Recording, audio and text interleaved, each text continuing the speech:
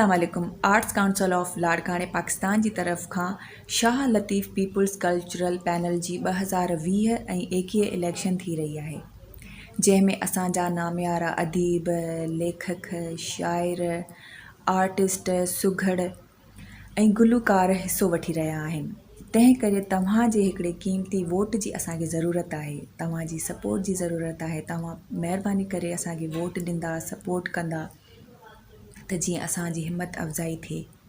ऐं ॿी ॻाल्हि इहा त असांजे पैनल खे जेको हिकु हिकु माण्हू खे गॾु करण वारो आहे, उहो शख़्स आहे सलीम शाह राशिदी साहबु। उन हिकु हिकु माण्हू खे गॾु कयो आहे, हिन पैनल जी सहायता कई आहे। Shah Latif people's cultural panel खे गॾिजाणी जे लाइ रोज़ु असांजा जेके अदीब आहिनि, शाइर, लेखक, उहे रोज़ु उते पैनल ते गॾु थींदा आहिनि ऐं जाखोड़ींदा रहंदा आहिनि पंहिंजे महिनत जे लाइ। तव्हांखे असां गुज़ारिश था कयूं, मां ख़ासि करे मां बि तव्हांखे इहो अर्ज़ु थी कयां त पंहिंजो क़ीमती वोट ॾींदा, असांखे सपोर्ट कंदा, महिरबानी थींदी।